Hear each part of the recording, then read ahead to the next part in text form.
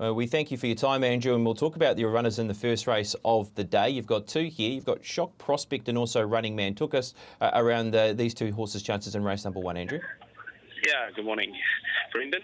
Shock Prospect's been a little bit disappointing. I thought her last run was better than her run before that. Got a sticky gate, so we'll just have to ride her quiet and let her run home. And Running Man, to be fair, has been in the same boat. Little disappointing. Have decided to step him up to 1,400 metres. He should settle midfield in the running and be running on. Yeah, Running Man for Go Racing Syndications at around 31s and 7s. Start number 4, this preparation for the son of Darcy Brahma. I want to move on to race number 2 now in Sanctified. She's a daughter of Reliable Man. She was placed 2 starts to go to the races when finishing into 3rd position, and that was out of Timaru, and then was beaten on the 24th of October. So new to the Cup Week Carnival, how do we rate Sanctified's chances? Yeah, look, she's a filly that I've always liked. I think she ran 4th in the Southland Guineas last year at the mile. So I think the step to 2,000 metres is where I've always been trying to get to. Just different circumstances, and COVID sort of missed her. I never got her to 2,000 metres. So today's a good day to try at 2,000 metres. She's drawn a very good barrier in what looks a good race to her. Hopefully she settles midfield and she'll be strong. A Reliable Man filly that I have liked. Well, some good strong chances for you in race number 9, Andrew. First of all, Oh Guy was to be Troy Harris, and now Jacob Lowry takes the ride on that run at around 16s and $4 and 80 cents. Boogie Easy, Sorceress, Varden Road. Where's Wally? First of all, we'll go to Oh Guy, Andrew. Yeah, Oh Guy. So he is a drop back to 65. But it was very disappointing last start. His first run, he had excuses. Steve McKee's a funny horse. He can switch and change. So if he was to turn up in form, he'd definitely run well. But I just felt his last run was pretty average. But he is a drop-back horse, and he would appreciate the good track. So a race winner here as well. Yeah, same for Boogie Easy, a drop-back horse. First start for you in the South Island. North Island form, in bits and pieces, has been there for Boogie Easy. Yeah, absolutely. She's only been with me for 10 days and she looked fantastic when she arrived. And as I say, I haven't had to do much with her. So I'm still learning about her, but she's happy and well. And she's, as I say, dropped back to 14. I just said to Brent Cooper that we're crazy not to have a crack for 40,000 on Cup Day. I'm happy with her. And so if she was to run up to some of her form, absolutely she'd be in it. 14 Sorceress, what about her chances, the daughter of Showcasing? Another filly that I've always liked. I think she ran 4th in the Water Creek last year. Had a major surgery following that. She'd got colic. So it's been a bit of a long road back. She's shown glimpses of form. I thought her last run wasn't as bad as it looked. I thought Matt rode her awful, and he's admitted that. So we will just lead her. She just led the other day and just compounded. So we'll be riding her a bit quieter today back to the 1,400 metres. And I actually think she's probably the best of my 5 in that race if she's to run up to her form. Okay, with Varden Road for Cozzy. Won on this horse in a maiden. We went down at Otago last to the races. Yeah, she was really good that day at Dunedin. She won well.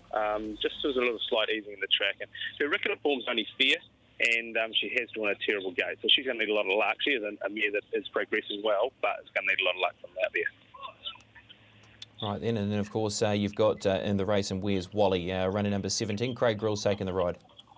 Yeah, again, not ideal. He's drawn out. He actually would have been better if he'd been allowed to stay in the first race, to be honest. But they're the rules, and it is what it is. So he jumps from an average gate. Again, a horse that I've always liked. He did run straight up the lockdown on pretty wet ground. So that's probably my only concern, is whether he's going to cop the firm track later in the day. But he is a nice horse, and he's run 2 really good races. But we'll need some luck from 19. All right, then we move on to race number 11 now, Andrew, and you do have the chances here with Hunter Villain. This is a horse who was beaten in behind Southern Ocean last time out at 15s and $4.50. What can you tell us about him? Yeah, he's come down.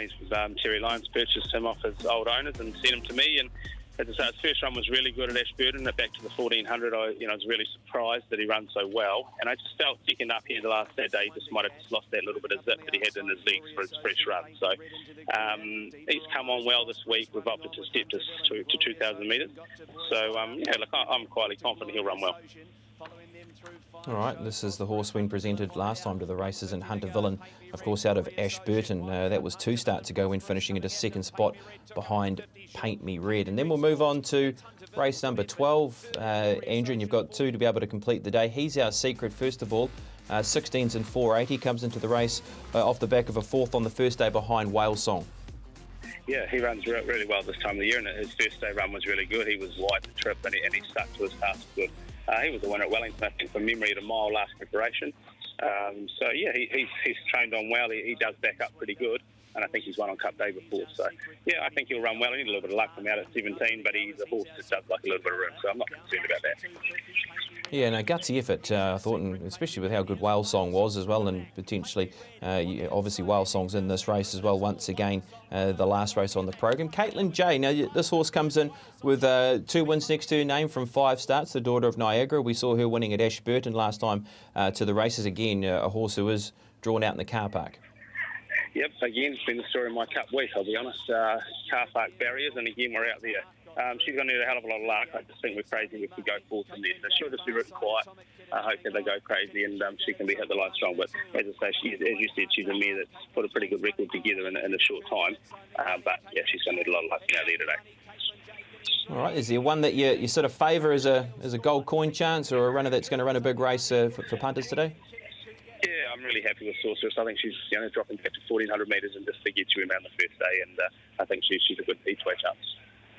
Beautiful. Thanks, Andrew. We'll let you go and enjoy the last day of Cup Week. Tremendous. Thank you very much. Andrew Carston, we thank him for his time. And Sorceress, sitting around that $14 mark, lines up in race number 9. He was pretty keen to indicate out of his team of 5 in that race that runner was going to be his best in that race, and his best for the day as well, at around that $14 mark.